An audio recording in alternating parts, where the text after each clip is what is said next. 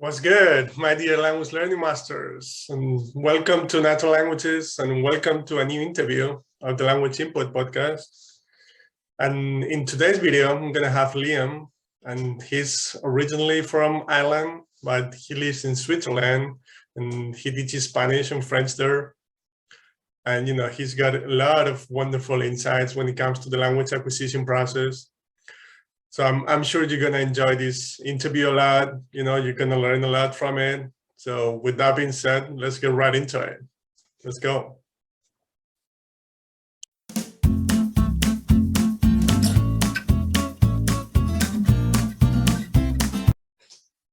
Okay, so hi, Liam, and welcome to the podcast.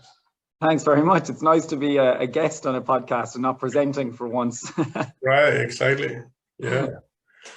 And so, just, first of all, just tell us a bit about yourself, especially when it comes to languages, your experience as a language student, as a teacher, Sure. whatever comes to your mind. So, yeah, I guess I'm Irish originally, but I've been living in Switzerland for about 9 years now. So I guess I got interested in languages when I was quite young. My sister had been to Germany and was studying French and German at university, and she's quite a lot older than I am. And so when she came back and she was speaking like really good French, and we went to visit her in Germany, I think that sparked a kind of a love of languages for me. But also I grew up in a bed and breakfast in a B&B, and so we always had people in the house from different countries. And so, my mum would always try and speak a little bit of French or German or Spanish with the guests in the morning, just one or two sentences. And I think all of that kind of helped me to see that there was real value in it, particularly for building relationships and making friends and getting to know people. So that's how I think I enjoyed it. I did French and German at school and Irish and English. So I actually took 4 languages for what we would call in Ireland the Leaving Certificate, which is similar to A levels in the UK. And then after that, I took a year out I didn't go to university straight away. I took a gap year and I went to France, and I worked in a bar so I could go snowboarding every day and just like learn a bit of French. So I lived up in the mountains in a small hotel and worked as a bartender for the year. And that's where I really picked up a lot of French there. And so then I went back to university and I studied business with French and Spanish. So I took up Spanish when I was about 19 or 20 in university. And I majored in Spanish. So I did my Erasmus year, my 3rd year of university in Malaga, in Spain, con los Boquerones en el Sur. And so I absolutely loved it. I just completely adored the place, loved Spanish, loved languages. And that's really what got me into it. So after I finished university, I wasn't really sure what I wanted to do. I traveled quite a lot. I was a snowboard instructor for years in New Zealand, in Canada, and Switzerland. And on the side, to make a little bit of extra money, I was teaching French and Spanish to adults just to try and make a little bit of extra cash. And I realized just how I really loved it. I loved teaching languages. I loved seeing the progress. I really enjoyed it. And I had done a year of maternity leave cover in Ireland teaching French as well before I went. So then, I decided to go back to university when I was about 26 or 27, I can't remember, maybe a bit older, to do my kind of master's in teaching. So I did that at the postgraduate diploma in education in Ireland with teaching French and Spanish. And then I got the job here in Switzerland, and this is what took me over here. And in between that, at some stage, I had my own business with my brother-in-law. We started a business which was an education and training company. And I was doing language courses for students who were preparing for exams, but also for adults as well. And so I think that's how I got into it. So I got into actually teaching in a secondary school setting, probably quite late in comparison to most people at the age of about 28 or 29.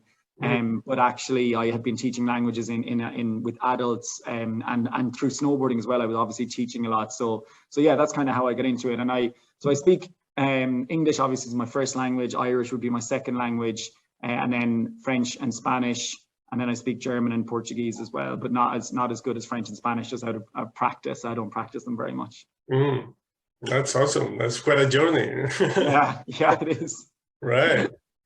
And well, I mean, I actually started teaching at 29 as well. Right, there you go. Yeah. You never know when's going to happen.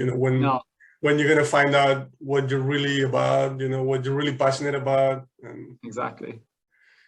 And like, what did you use comprehensible input right away in your classes, or you know, there was a moment in which you just realized, because, you know, for the most part, we've all had the same type of education when it comes to languages, right? Like the traditional grammar approach. So there was a moment in which it just clicked for you, or how was it? Yeah, I think that's a really good question. Like, I think for me, I guess I was teaching in what you would call a traditional sense when I was in Ireland.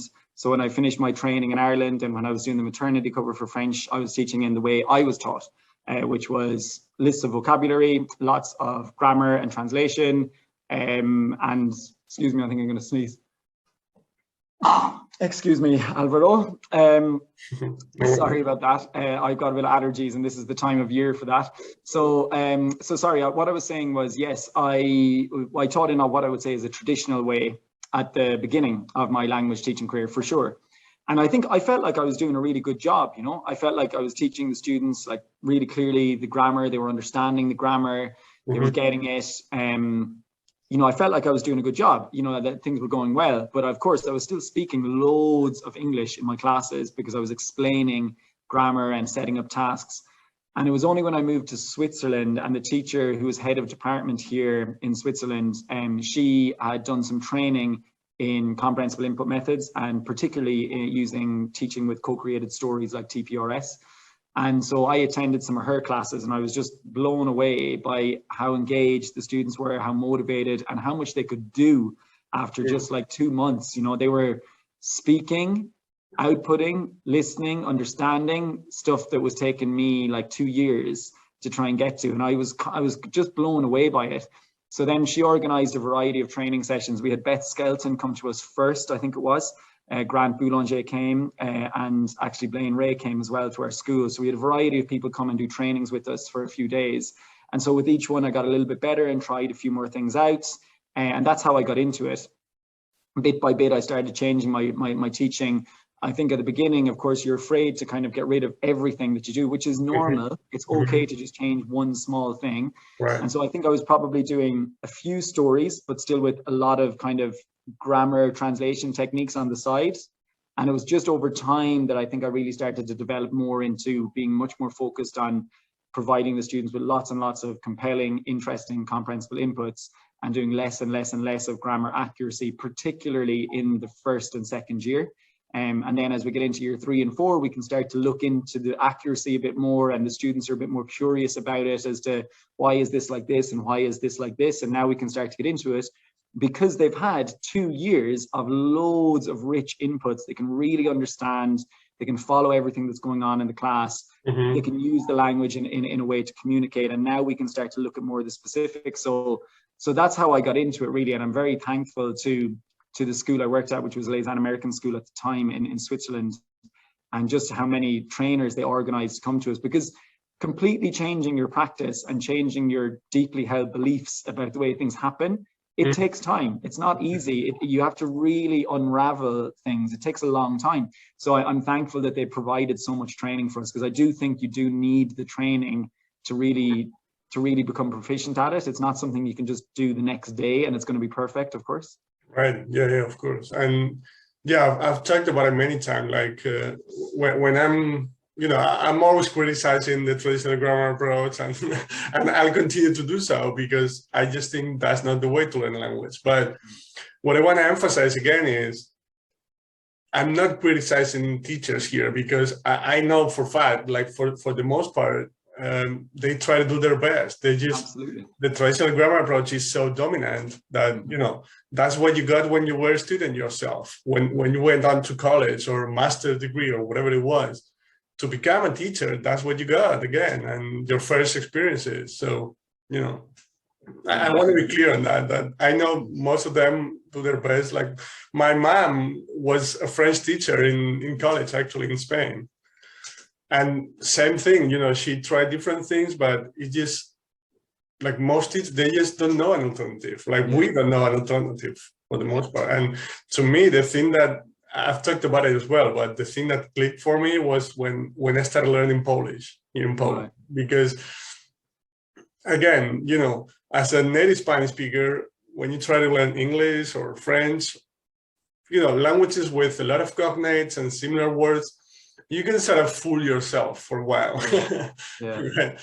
But when I started learning Polish and like a completely different language with pretty funny grammar and stuff like that, I started to realize that this cannot be the way. Like, there's no way I'm walking down the street, trying to talk to someone, and I need to consciously think about all the specific rules, whether because it's like Latin or other languages, it has cases, they're called cases, right?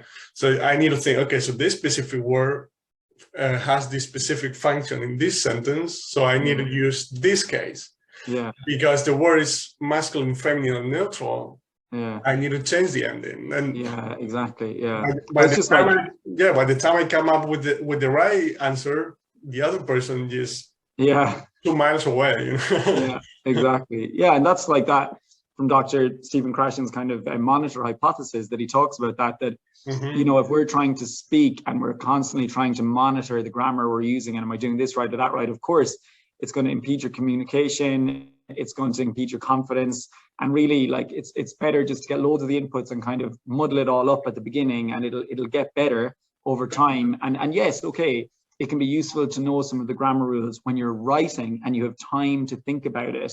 But when we're speaking and trying to communicate, we need the inputs first. We need to build those inputs first, and then we can start to look at that, Like it's a crazy thing if you think about it, that you would, for example, if it was like, I don't know, like the mechanics of a car, that you would teach like every single tiny component of the car, like this screw screws in like this, and it goes this way and that way. But you've never seen the car move, you've never seen the engine work, you've never seen anything go, and you're kind of like, what? Like, how does this all go together? You're much better seeing the whole engine work over and over and over again, and then going, so this screw leads to this screw, and this one brings over to this bit. That, like, it just makes sense. It's crazy to think that we would break down a language into like all these tiny little rules and patterns, of which they've just been kind of made up over time, and then try and say, now I want you to piece all that together and speak really well, even though they've not heard the language enough times. It just doesn't make any sense. It's just not how it works, No. It's, I don't know, I guess like a conscious adult attempt to control the process, it's just, but I was going to say something, I forgot. Well, I'll jump in because I think one of the things that is really interesting for me is that you're right, it's the dominant practice. But the thing that I find really challenging is when people say, oh, but no, we need to teach the grammar first, we need to do this, is like what we're doing currently in schools across the world is pretty much not working, because most people do not leave their school as a fluent speaker and a confident communicator. It's very rare that you get that. Maybe 1 or 2% of the really, really, really motivated and engaged ones. But the other 97, 98%, they just drop it. They're not leaving strong communicators. And how many times do you meet people in your life who say, oh yeah, I did English at school, but I couldn't do it. Or, oh, I did Spanish at school, and I did it for 6 years, but I can't say a sentence. It's like, that is an absolute, that's a damning indictment on us and our profession. If we're teaching stuff for 6 years, and the person can't have a basic conversation at the end of it that's not learned off by heart, like, we have to change something. We can't just keep doing the same thing over and over again and expecting it to get better. Like, something has to dramatically change. That's actually, it was Einstein who said that's the definition of insanity, right? I mean, quite a smart man. We should maybe listen to him. Like, you mentioned like only 2-3% get to actually communicate in the language after all those years. And I would even argue that if you analyze those specific cases, deeply, they probably get to communicate because they're listening to music in their spare time. Or if you analyze every individual case, you'll probably notice certain activities, or they're getting exposed to the language in a different way that you're not aware of, and that's actually what's helping them. not because they're smarter or they work harder or whatever it is. It's just not how it works. And yeah, what I wanted to mention before is like you and people listening, you've probably noticed that when most people speak in a foreign language, they have a sort of like a broken speech, like it's a lot of pauses, and that's why they're trying to access that conscious knowledge that they got from traditional classes, right? It just doesn't work that way, and that's why you need to think about every single thing you want to say. And that's why after, I don't know, 20 minutes, your head is like exploding. It's like, exactly. Give me a break, right? That's what I wanted to mention. And even with kids and their native language, because like this is, I've talked about it as well, but this is my feeling. So I haven't read any studies on it. So it's my feeling. I'm starting to believe that conscious grammar study actually gets in the way. Yeah, well, that's, I mean, there is research around that, and Stephen Krashen talks about this as well, and they've looked into a lot of this research. That I think there was something I read really recently about this, about effect sizes of teaching strategies around vocabulary, and it was for English actually. But explicit grammar instruction was one of the only things in this list of strategies that actually made the students go backwards instead of helping them.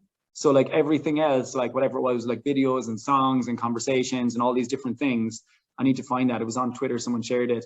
This was a meta-analysis. They all helped in some way or form, and listening to stories and interesting things was the thing that helped the most. But actually the one thing that made students go backwards was explicit, out of context grammar instruction. Yet this is the dominant thing in our classrooms. It's really disheartening to see, and that's why I started the Motivated Classroom podcast, because I had just done my doctorate and I had learned all this stuff and read all this stuff, and I was like, more people need to know about this. But of course, if you publish, nobody really gets access to published papers, or very few people. Whereas on a podcast, I thought, okay, more people can listen to this, and it seems like many people are listening, and at least it's making people question the way that they do things and slowly try and look at the way different things are done. And I know a variety of people have got in contact with me saying that their tutor or the person who's leading their postgraduate studies in education, so these are trainee teachers,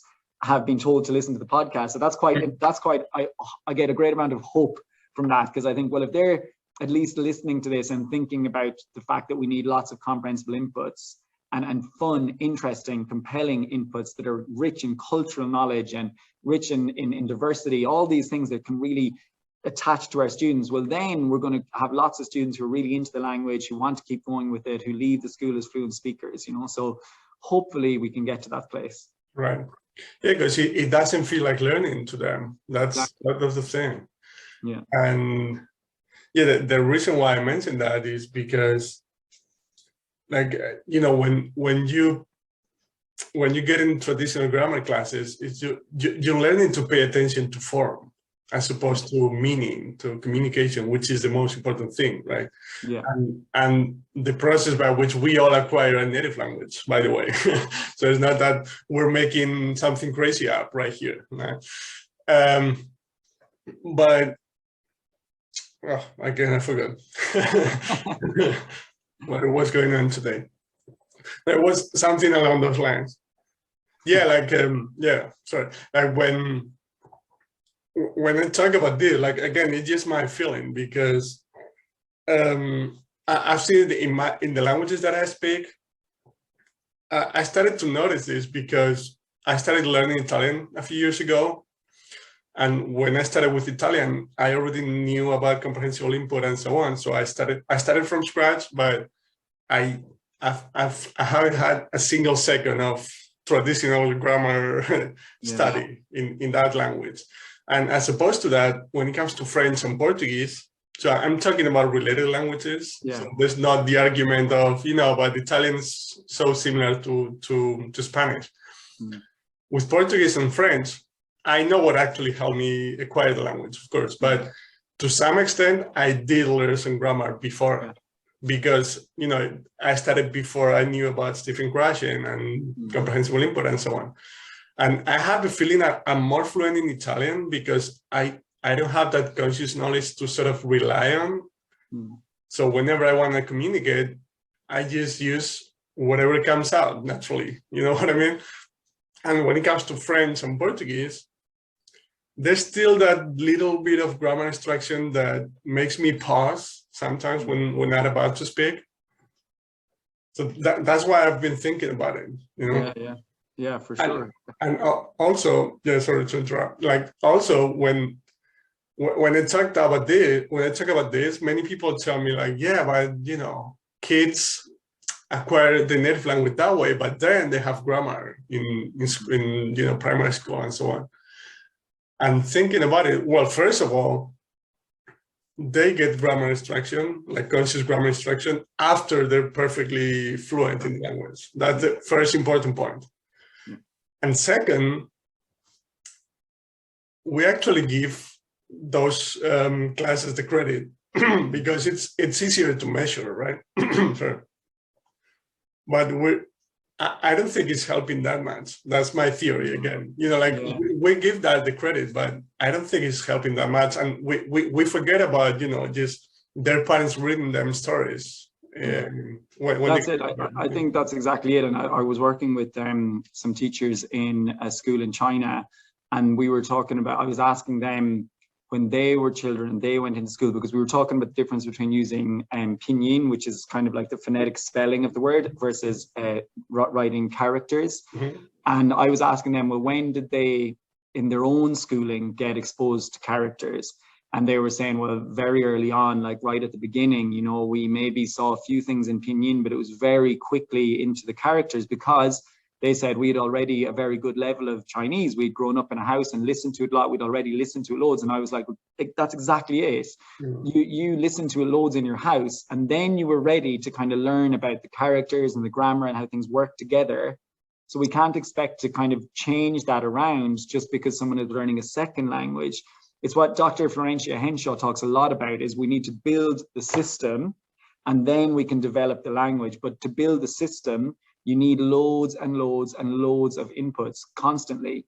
And, you know, I've had this sometimes when I've had teachers come to observe me, you know, and they have kind of said, oh, in a 45-minute period, you know, they were like, well, your students didn't really write much down. They only wrote like 2 words down, and they just spent the whole time kind of most of the time just listening. Like they had a few bits of interaction between themselves, but, you know, you need to get them talking much more. And I'm trying to say to them, but, you know, they need the inputs. They need to listen. Like the fact that entire 45 minutes was in Spanish, like there was maybe 30 seconds of English when I was translating, that was it.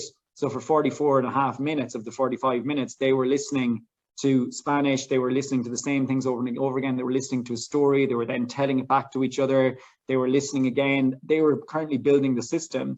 And it's almost to try and get teachers to be like, oh, okay, because there's a feeling that like if they're not speaking to each other immediately right at the start in full sentences and doing fill the gap exercises, they're not learning. And that is just so false. I'm like, well, come back at the end of the year and have a look at what these students can do, you know, because that's, people have that fear that if they're not outputting immediately, then they're not learning. And my students do output immediately, like right at the beginning, but in a very safe environment between each other and with lots of scaffolding. So it might be the simplest thing. I've just told them, okay, there's a man, he lives in a blue house. He has 5 dogs and 1 horse. And we've done this a little bit. Their output might be, okay, with your partner, what was the number 5? What did we use with the number 5? And they may turn around, look at the board for the word and say horses or dogs or blue house. That's still output, but they're listening and listening, and they have really scaffolded output. And of course, as time goes on, they start to form full sentences. They start to make them longer when they're ready.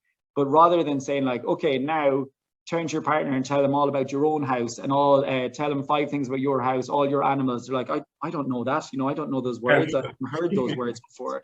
So yeah, it is a mindset change, and it's difficult. But I think the work you're doing, the work, you know, many other people are doing is helping with that. Yeah, and the thing I usually talk about is, I think we adults, we want to always consciously control things and every process, sorry. So the thing is, if you go to a traditional grammar class and you memorize a vocabulary list or you learn 2 new grammar rules, you go home and you have the feeling you've gotten this much better, right? We all know that that's not going to lead you to actually communicate in the language, right? But the thing with comprehensible input, which again is nothing but the way we all acquire native language, it's not so easy to measure it, right? You can't just go home. So today I acquired this much. It's a subconscious process that's actually going on without you even noticing, which can be scary, but it's excellent news. What's interesting in that though is one of the best things one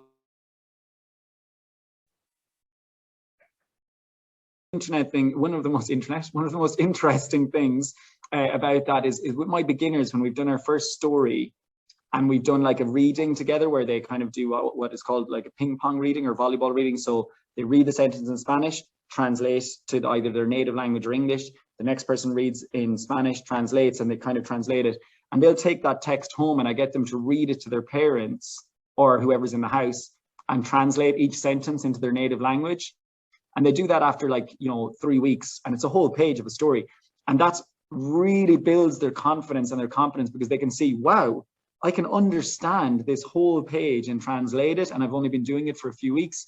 Right. And I think the parents see that too. So sometimes I say things to them like, at the end of a half an hour class or something, I might stop the class and say, guys, are you understanding everything I'm saying? And they'll be like, yeah. And I'm like, okay, what was I saying about the boy in the house? And saying, oh, it's blue house and he's 5 horses and 2 animals and stuff. And I might just say to them, that's amazing. You guys have only been doing Spanish for 3 months and look how much you can understand. And it's almost bringing it consciously to them that the understanding is really important. Right. And they kind of go, oh yeah, I can understand a lot actually. And it's trying to say, that's really important too. If you can understand it, eventually you're going to be able to use it, and sometimes we have to draw the students' attention to that. Right. No, but I think that's good news, because they're so immersed in the story that they kind of forgot that they were listening to a different language. Exactly. That's why you have to bring it to their conscious, right? Yeah. But yeah, when it comes to what you said, that, they're just not communicating or whatever that was. I always talk about the example, we just trust the process when it comes to babies, right? So nobody would think about, their 6-month son or daughter. Yeah. Come on, say something. What's wrong with you? No, nobody does that. We just trust the process, and we know eventually they're gonna start communicating. But, nobody in his right mind would say to his son or daughter, what's wrong with you?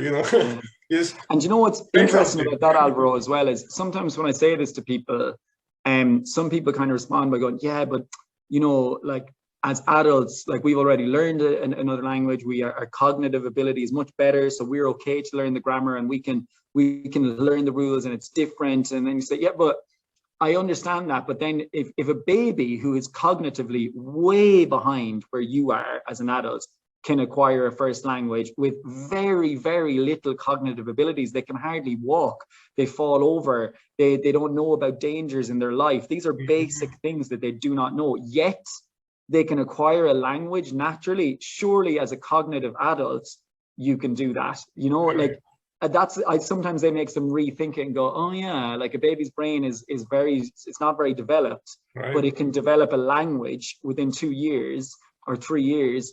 Surely as an adult with all the cognitive processes you've going on, you can do that too. And they're like, oh yeah, okay. It kind of like flips the argument on its head, like, oh, it's different for babies. You've got a much more developed brain, so I'm pretty sure you can do this too.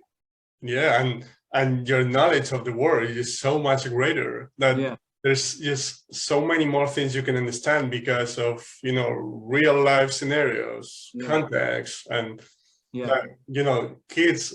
The thing is that their brain is not developed, so they don't have the ability to sort of mess up with the process and try to consciously control it. That's the problem with adults, right? that we also have the ability to control the process, which messes up with the whole thing. But yeah, I mean, it's just there's so many more things that we can understand. Like I said, you know, you can listen to a podcast about a topic that you're interested in, and because of your knowledge of the word, you understand what's going on, because you know, you just have real life context. And that bit about the babies is really interesting, because in Dr. Bill Van Patten and Dr. Karen Lichtman's paper last year on Stephen Krashen, 40 years later, was he right? They talk quite a lot at the end about the natural order hypothesis, and they're pretty much saying that that's pretty much a fact now, that we do learn things in a kind of a natural order when it comes to acquisition. But that does not mean that you organize your textbook in this order, because you can't really do that. Right. Because the natural order, which I found really fascinating, I'd read about it in college but hadn't read about it since, this idea of that when you acquire language, you will start with the really difficult rules and you will say them correctly. So for example, in English, you know, you might say, like, a baby just learning the language will start to say things like, you know, I went, and they'll say these things correctly because they've heard it lots of times. But then with more inputs, they hear, you know, walked, they hear like all the other verbs that end in ed. And then the baby's brain goes, they're all past tense, like walked and all these different verbs. So now maybe it must be gold. So it must be I gold, because I've heard walked and all these other verbs so many times with ed at the end.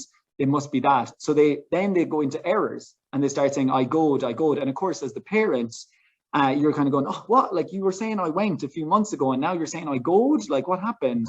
And then they go back with more inputs to go, oh no, actually that's an irregular, and that's I went, because I've heard it enough times. And now they go back. So they have this curve that goes down and then up. And that happens in second language acquisition too. Exactly. So students start being very accurate with some things when they've just heard it, but then they start to make rules and they start to do things and they start to go backwards a bit, and to not have that fear and go, it's okay. As you said, trust the process. Lots more inputs, they'll come out the other side. And that's a really important thing that all teachers should know about, that this is a natural order. It happens when we're in our first language. It happens in our second language.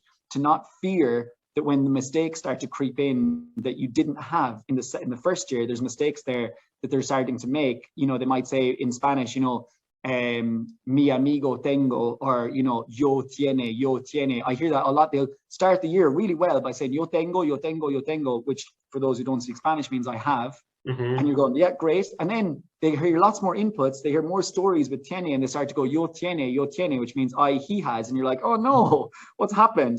Trust the process. Keep giving them the yo tengo, and then they'll come back and go, oh, it's yo tengo, mi hermano tiene. Okay. But just trust the process. Right. And the even better news is that happens in your brain without actually you being aware of it. Exactly. You know, like, you don't need to pay attention to that. It's happening. Yeah. When it comes to Spanish, with babies, with kids, it happens. I think to every single kid, they say rompido. For broken. And it's the same thing. Like, you know, they just hear comer, comido, beber, bebido. And exactly. they just make it, I mean, their brain makes it out. Or the brain develops the language rule without having to consciously study it, which is actually news again. And then, you know, with enough repetitions and to, you know, when they listen to that specific word correctly many times in context, they'll eventually produce it the right way. Yeah. And imagine, you know, with a baby, when a baby is saying that, you know, bebido, comido, aprendido, and then they go with rompido, which for those who don't speak Spanish is incorrect. It should be roto. It's irregular. But imagine if a parent sat down and went, okay, here's a list of all the irregular past participles: hecho, dicho, puesto, roto. You would never do that. What does the parent do? They just reply with the correct version. Their kid says, he rompido, and then you go, oh, has roto ese? You know, you say the correct version, and then the kid hears it enough times, goes, oh, it's roto, and they just make that themselves. And that's comprehensible inputs. That's how we need it to be in the classroom.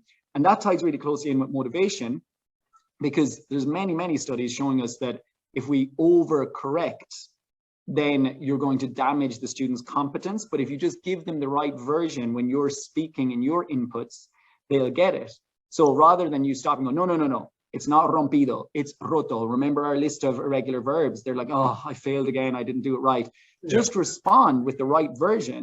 You don't need to point it out. They say, oh, yo he rompido mi brazo. You know, I broke my arm. Say, no, bueno, has roto el brazo. ¿Qué pasó? You know, you give them the right version, they start to make those links, and then that's how it works, you know? Yeah, exactly. Yeah, that's the dangers of error correction. Yeah, exactly. Absolutely. Yeah, and also the problem with the traditional grammar approach is, you know, first of all, it doesn't work that way. But also, if you think your students should communicate pretty much from day one, and you tell them about that, and you know, even without them noticing, because they've been taught that way, you know, and they think they should be able to communicate pretty much from day one, like I said, and because they can't, you know, there's nothing wrong with them. It's just not how it works. Yeah. In the end, they start thinking that it's their fault, even subconsciously, right? So that's why a lot of people, you hear a lot of people talk about, oh, I'm not talented for languages, or I'm not good at languages. I mean, it's just not for me, you know? Yeah. It doesn't work that way, fortunately. You know, we all have that ability. And I think that's important, because I you know, it breaks my heart when someone says that, because I wish I could just transfer some knowledge to them right away to tell them, no, believe me, like I had English for 15 years throughout my whole education system, throughout the whole education system. And I could pass pretty much any grammar exam, and I just couldn't speak the language. Yeah, exactly. Yeah. And so what I mean is, I went from that to now speaking 7 languages, enjoying every single minute of it, loving it, and I'm never going to stop, because like I said, I love every single minute of it. I enjoy it. That's great. And so what I mean is, it's not I was talented for languages from the get, you know. You know, that's really important, I think. And and are you learning any other languages now, or? Well, at the moment, I'm not really. Like, I would be like, I'm always kind of have my ears open to new languages and different things, but right now I'm mainly concentrating on a little bit of Italian on the side, but I wouldn't say like I'm not like reading or listening to too much Italian, like doing a little bit of Duolingo, and like, you know, when I go to Italy, I'll try and read all the signs and read little things, try and pick things up. But in general, like, because I'm a non-native Spanish speaker, you know, Spanish teacher and French teacher, I try and concentrate a lot on those. So I'm obviously teaching in Spanish the whole day, and I'll be watching a lot of Spanish movies, a lot of books, like, and the same with French. And that takes up quite a lot of my time. But I still try and get bits of German here as well, because we live in Switzerland, so there's German here. So, but it is something. Italian is the next one that I would really like to start to work on. But I'd love to, as you said with Polish, I'd love to have a go at learning a language that's very, very different. I mean, Gaelic Irish is completely different to other ones, but I would love to learn, you know, maybe something like Russian or Ukrainian or Polish or something to have a go at it. But it's trying to find that time to really immerse myself in the inputs is the difficult part. Yeah, it's a matter of time in the end. You know, you're getting comprehensible input, which is the most important thing. It's a matter of time. Oh. Yeah, exactly. Alvaro, I'm going to just close the window. Is that okay? Because there's a lot of noise coming in here. Go ahead. You can edit this part, right? Yeah, I can think about other things.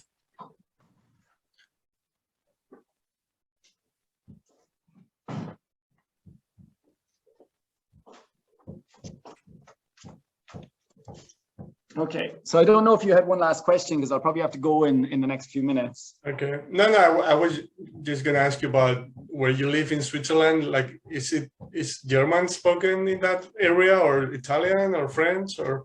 It's where I live is French, so it's French speaking where I am. But Switzerland's a relatively small country, so once you're on the train for like an hour, you're in the German speaking part. And it is funny, it really goes from French to German, just one stop on the train, it just completely changes. And the same with Italian. But we're going to Italy. We live quite close to the northern border of Italy, so you can get the train there quite easily. So we're going to be going there again, and we'd probably go to Italy like once a year, maybe, I'd say, to the north of Italy, maybe twice a year.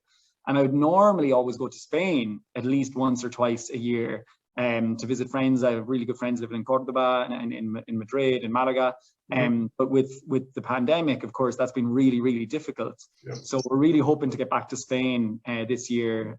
Just again, for me to be around the culture, to be around, you know, people speaking it all the time, and to immerse myself a bit more in the inputs. That's something that I want to try and do, hopefully this year. So. Perfect. All right. So yeah, no, that was it. Thank you so much. It was wonderful. And yeah, like I'll leave the links to your podcast in the description, and any other website or social media that you want me to link up to, just let me know, and I'll leave it down below.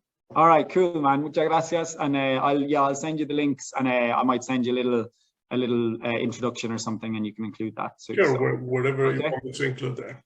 Cool. All right. Muchas gracias, Álvaro. Ciao. Ciao, Liam.